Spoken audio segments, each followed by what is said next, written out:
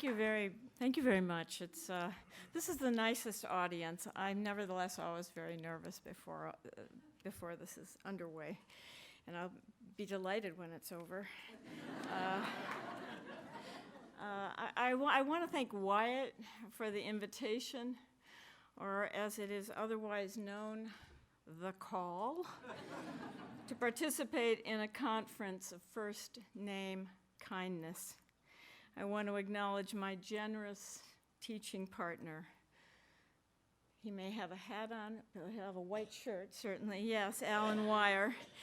And our smart, funny workshop folks. We've had a wonderful class. Finally, I'm really glad to have been in the same group, faculty, and fellows photograph with Will Schutt.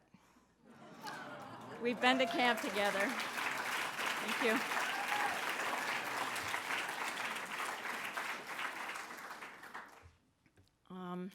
I'm not reading new work.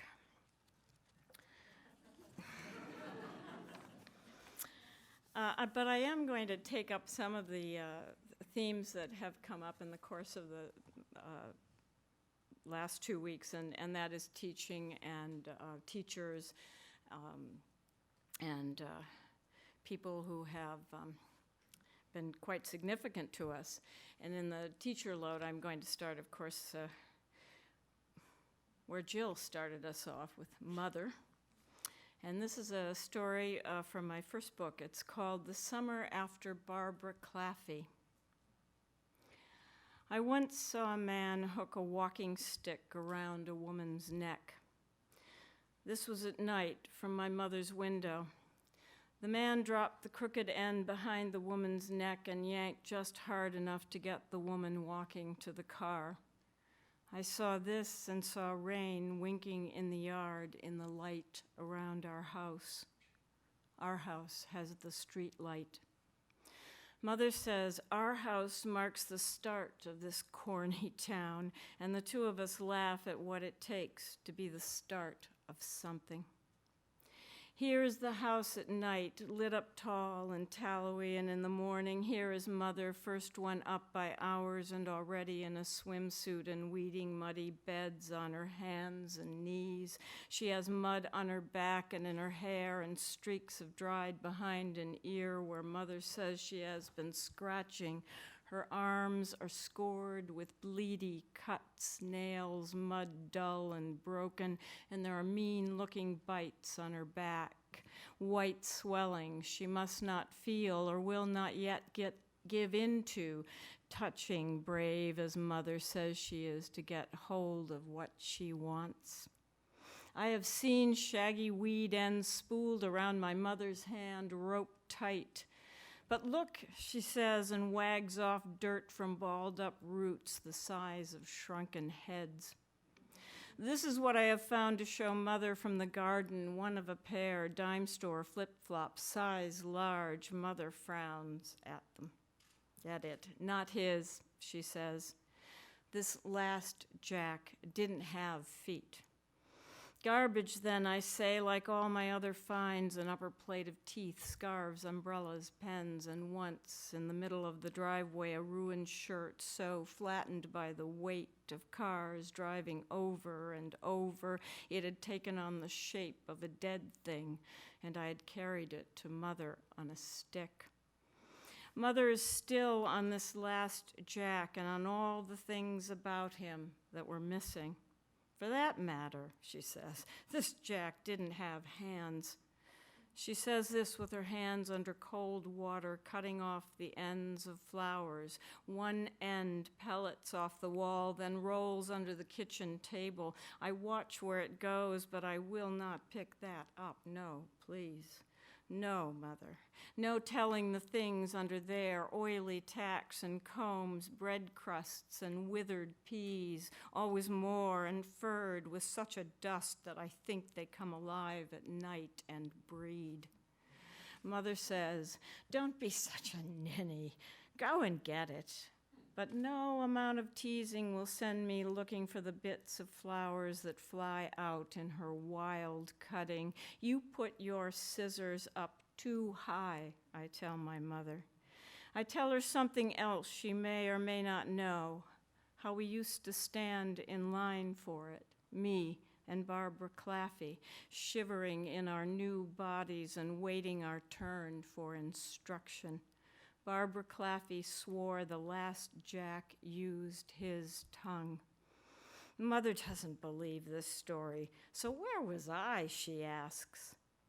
Chawed grass, I say. That's how he tasted. Mother smiles at me. Just be glad you were there, she says. You are probably smarter for it.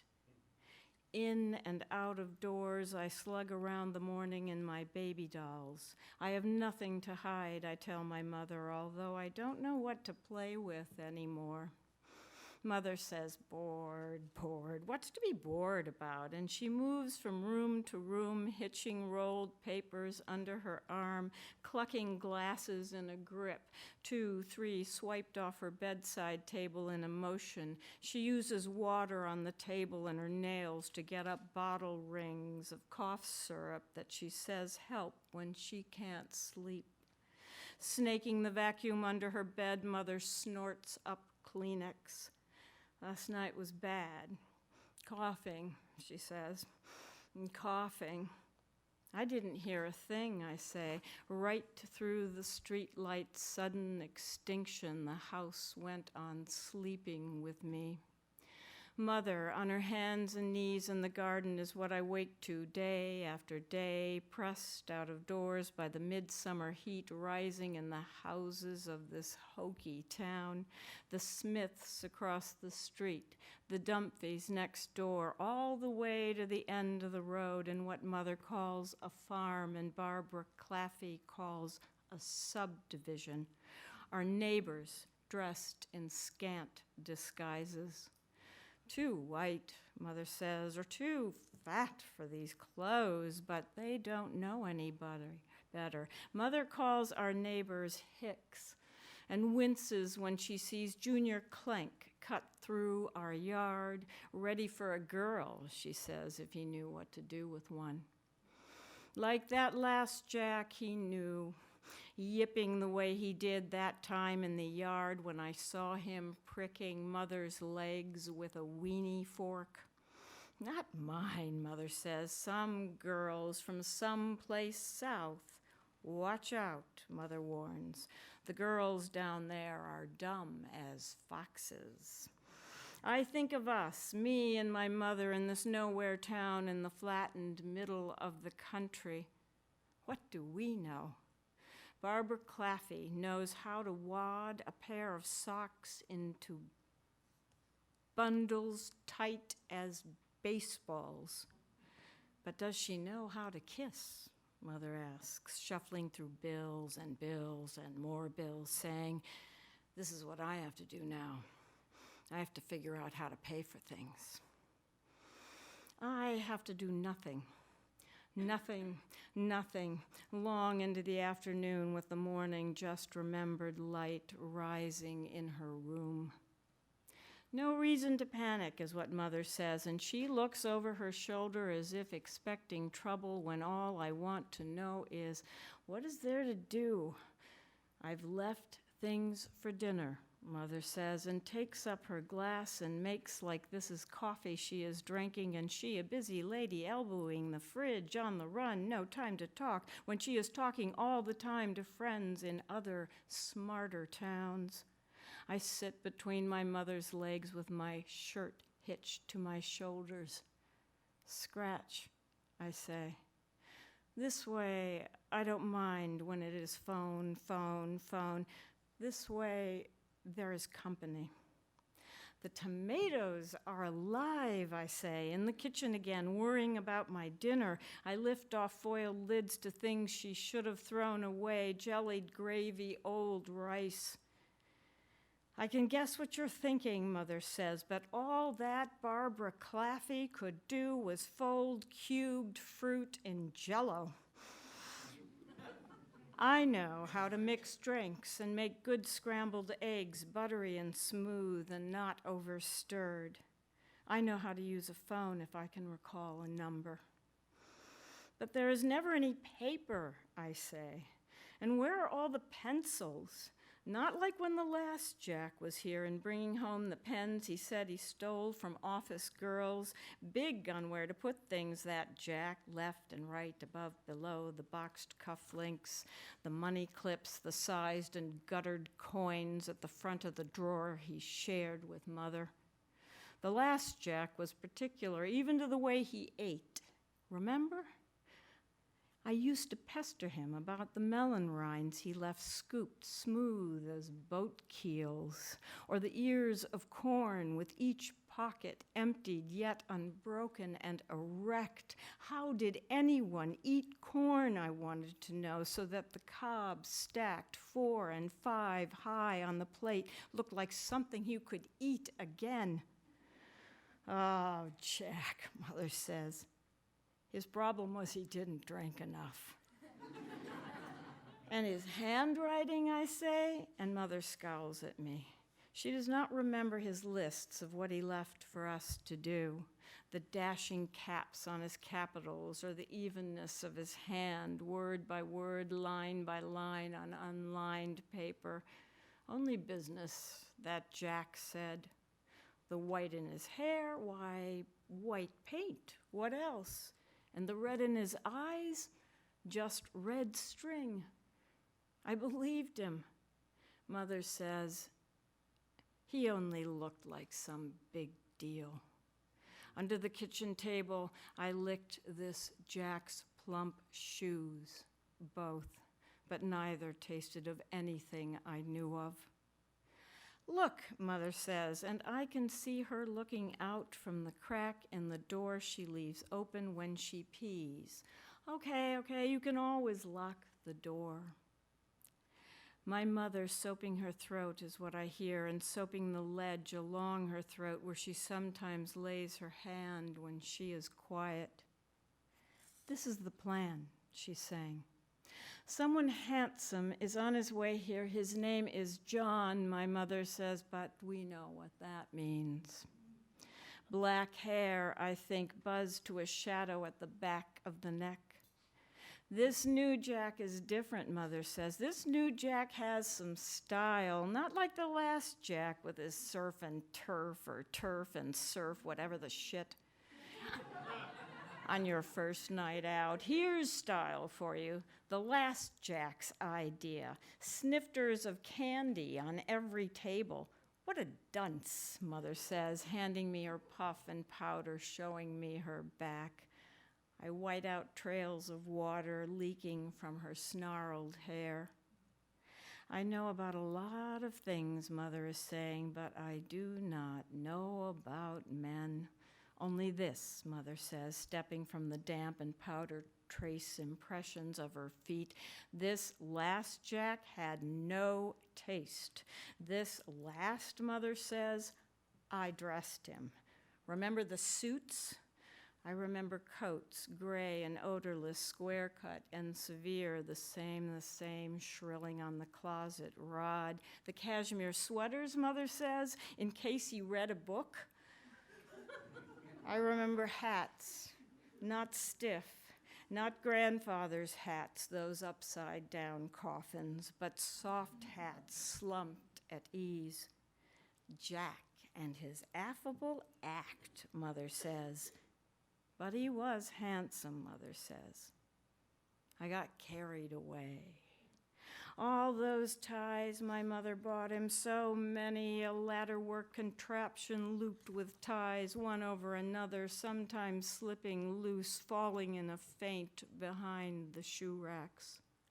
I have found these ties in the back of Jack's closet and used a broom handle on them. Do you have to go out? I ask Mother, and I follow her from room to room. I have to think, Mother says, putting on her model's coat, looking through her closet, dressing for this new Jack as she did for all the others, takes up lots of time, she says, the purses packed like eggs, the mixed up shoes all hooked in sacks. Better to be small, Mother says, taking out her slimming skirt. Men take care of small women. But I may grow to be as big as Mother. I have her hair and what I think were once her eyebrows.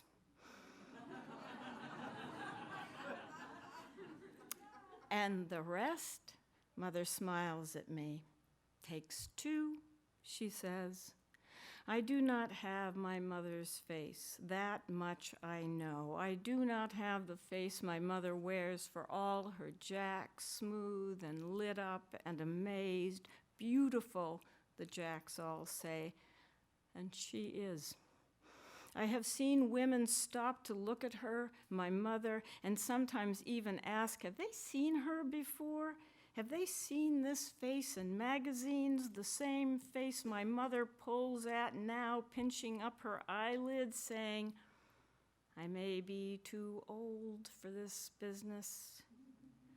So why do you want to go, I ask, watching the light wash over Mother's laid-out clothes, slip, panties, pearls, and dress, all the whites turned old teeth yellow.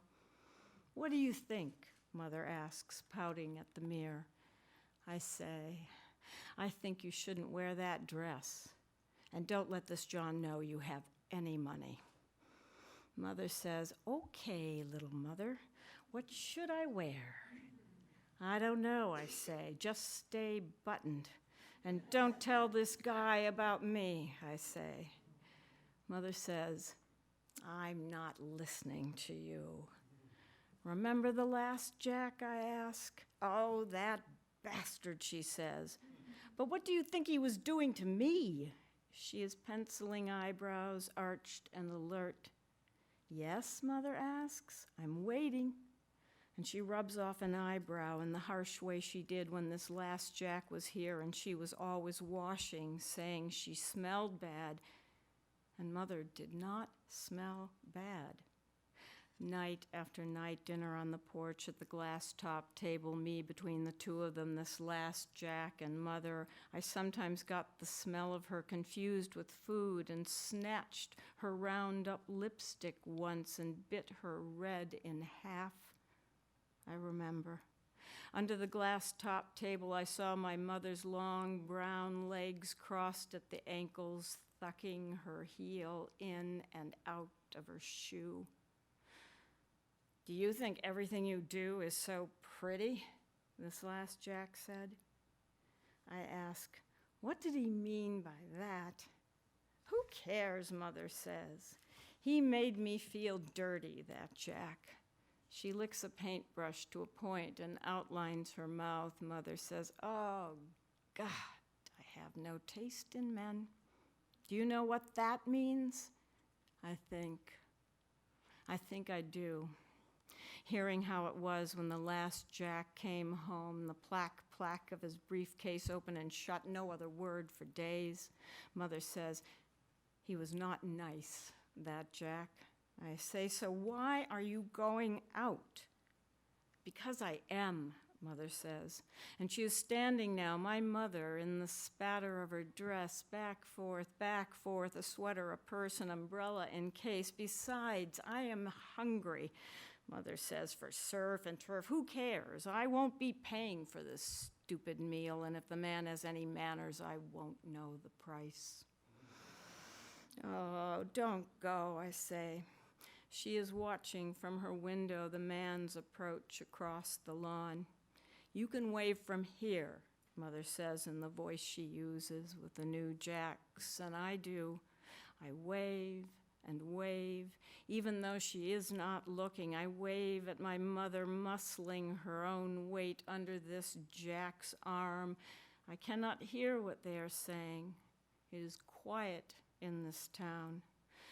But the neighbors must notice my mother and her Jack, either side of us and across the street. The Dumphys, the Smiths, Barbara Claffey down the street must press to windows, startled as by birds that swoop and mate so queerly close I sometimes draw the blinds to them, but not to Mother. I am ready for Mother and her sudden turning, to see if I am watching her, to see if I am paying attention to how she stands, tottering in her shoes, ankles gagged and tense and helpless. And Mother is not helpless. My mother is brave, I think, and her upturned face is shining. I see this and see them both, willful lovers, tilted away from the house, leaning hard into the night. Thank you on that. Thank you. Thank you. Thank you very much.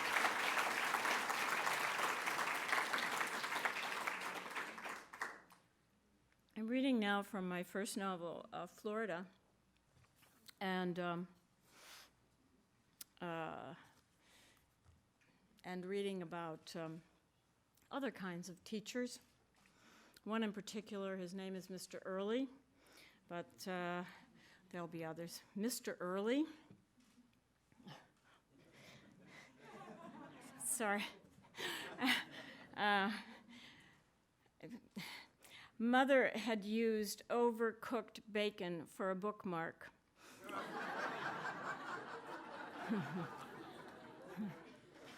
Or a hairpin, stick of gum, sucker stick, twig, whatever was at hand. Her books were paperbacks, she said, and it didn't matter how the water swelled, pages fanned, dried, stuck together. Paperbacks, she always said, a great invention. I read the way my mother did. I was impatient. I cut the uncut pages in Uncle Billy's fancy books, sets of Tarkington and Conrad, with my finger for a knife until found out. Uncle Billy took away my ragged bleak house. At Uncle Billy's, I learned to read behind the curtains and the guest room's dresser skirt.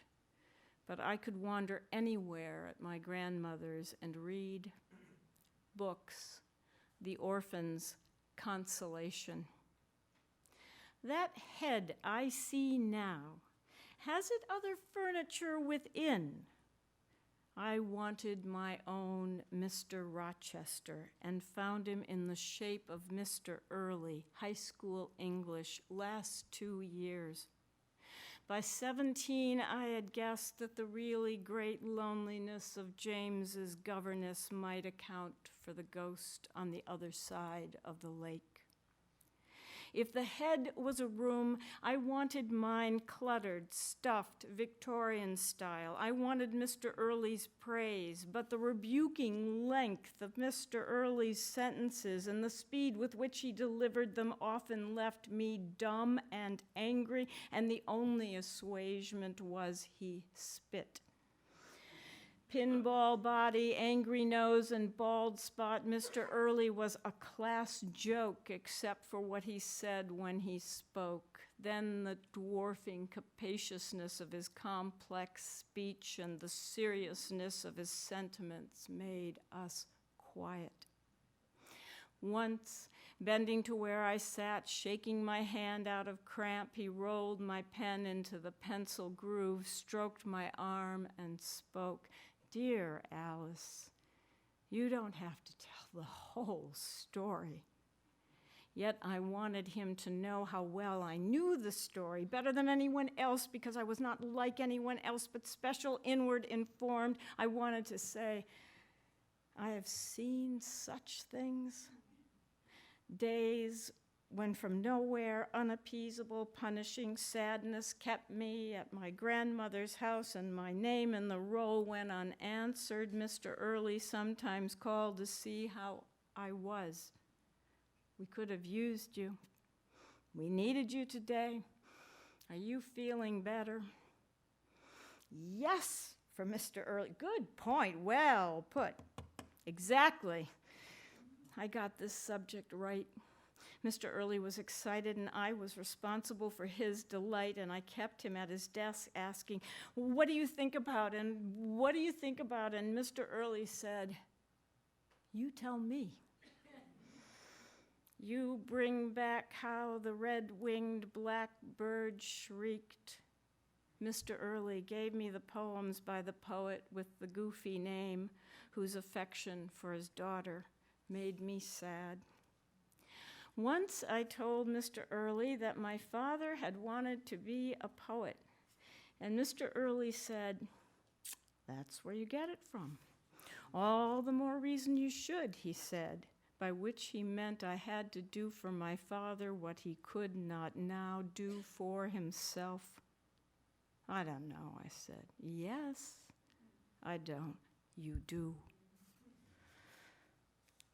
Father. The preposterous blossoms, candy pink and stupidly profuse, were in the night light strangely come as from another planet. But about time was what Aunt Frances said. Spring? We never thought we'd see it.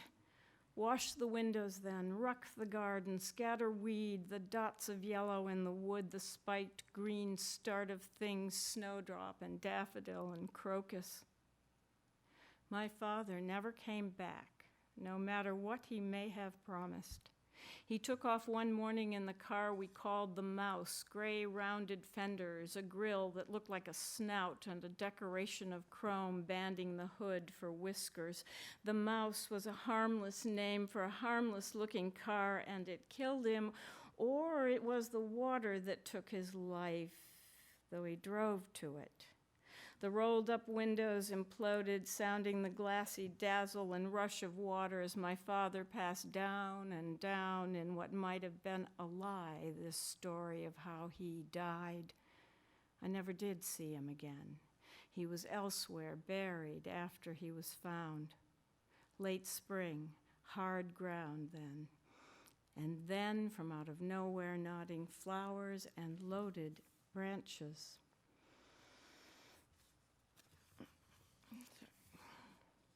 Mr. Early. At least I was working.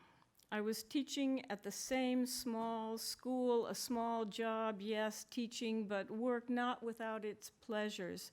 Yesterday's student writing. Why can't Jane see the good things the bad things have? The steamy urgency of her hand, the felt tip blots. I had to smile. The loud way she came to Mr. Rochester's defense. The caped, brooding Rochester, a man as ugly as my own Mr. Early. Rochester, who in disguise tested Jane and found her worthy. Every year some girl fell in love. This year it was Anna. I'd marry him, Anna wrote. Who cares about the crazy wife? Mr. Early's wife was soft-spoken, estranged, and not crazy. Merely sad was how Mr. Early had once described her. Now she was on the telephone, speaking quietly.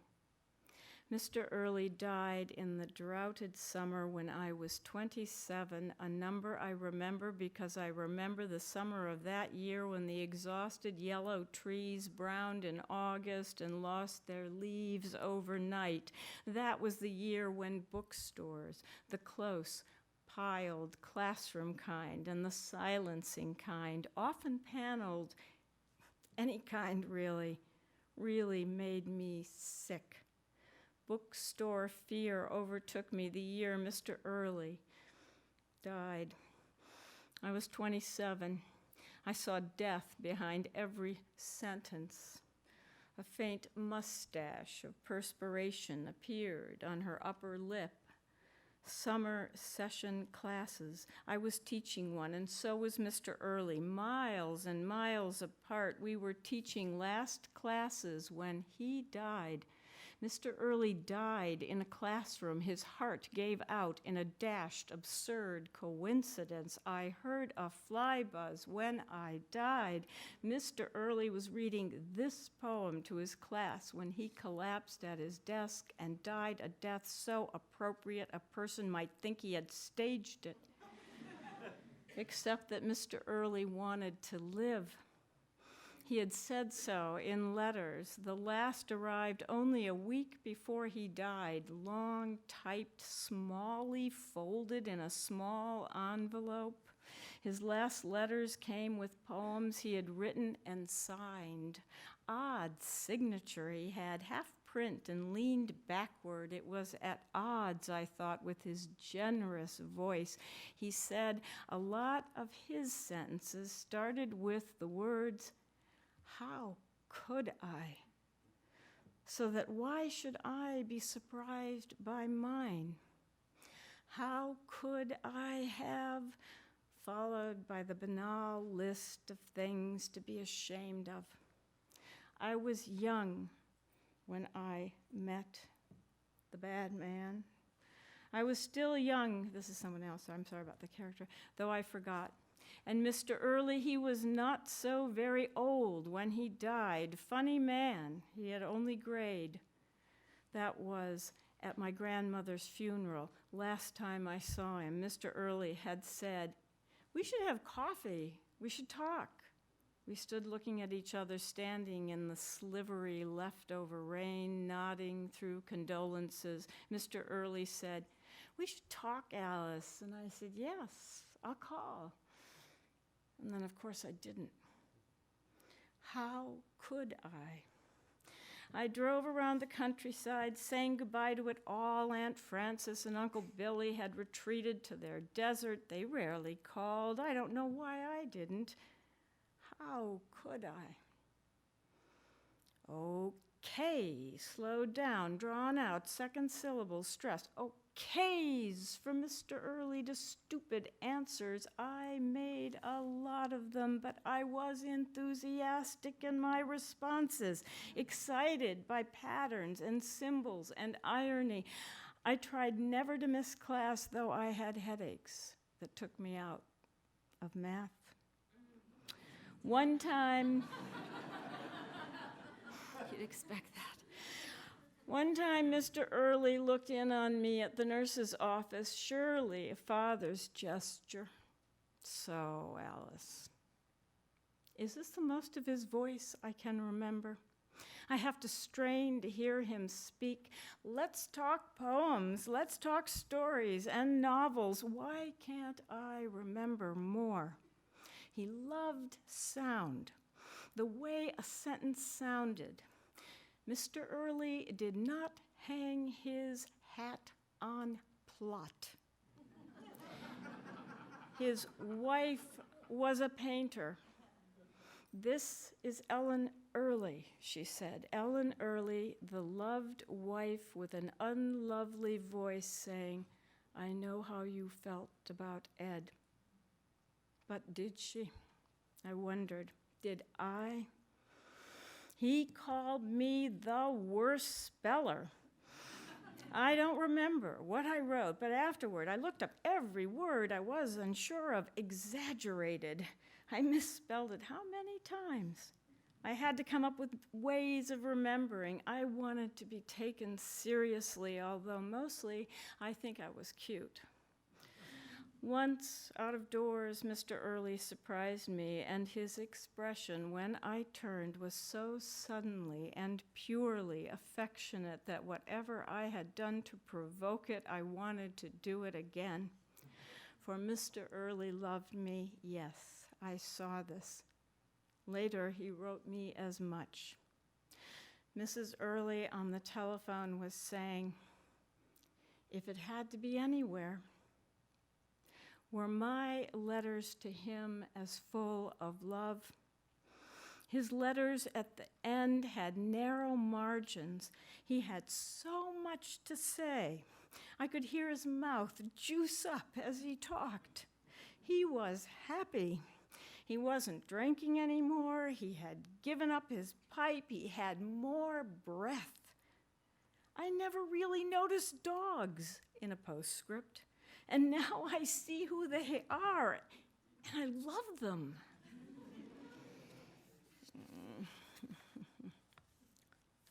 Father.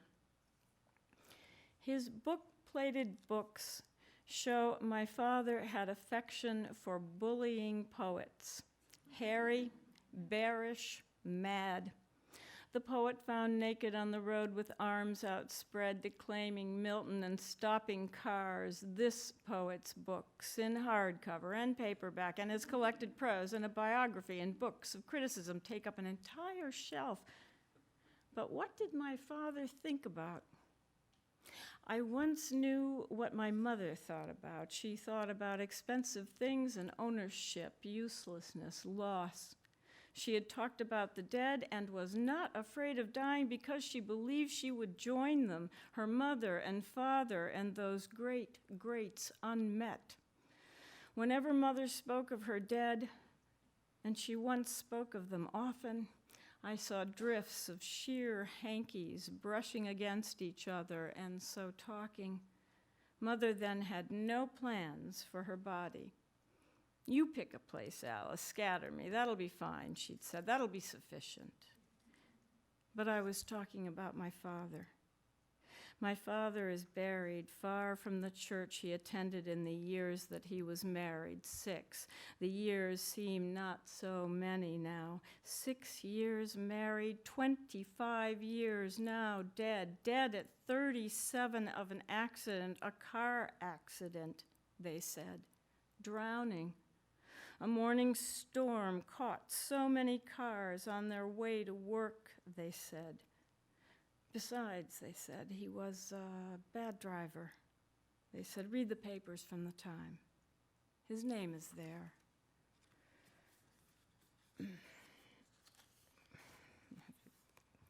Sorry. Mr. Early. He is dancing on his toes, sprung rhythm, hooping over the sound the poet makes. Pitch past pitch of grief, more pangs will, schooled of 4 pangs, wilder ring. I read some of the same poems Mr. Early once read to us. The death parts pinch more, and I have cried. I do not think Mr. Early ever cried, although he stood on his desk when he wanted our attention. I saw him jump around the room when the answer he wanted was wrong, yet he went on urging, come on, and when I got it right, buy this girl whatever she wants. Mr. Early said a teacher has license to be loopy, to shout out favorite lines and sing because she knows in singing not to sing. Mr. Early liked his Robert Frost. I see myself at 14 still in the draft of father loss, ashamed to forget, yet forgetting. Mr. Early said, the poets are forgiving. I wander in bookstores. The fear of doing something ugly in private in front of everyone no longer seizes me. I have to summon it up for a fright, and I forget to summon it up. I am happy, happier. The newness of books for the young I teach, the way they read them as if no one before had ever rightly read them or understood them, the press and the pressure of loving books, a book of poems, a poem and the poet who wrote it, and then the sorrow to discover the poet is dead. We can only meet in air, says the dead poet. We mourn them, my students and I. They live on in their verses. I am the go-between in this romance, stalled in the clogged hallway between classes and the breakup between classes. Even before they speak to me, they are out of breath and urgent and surprised by an older face, close up. Thank you.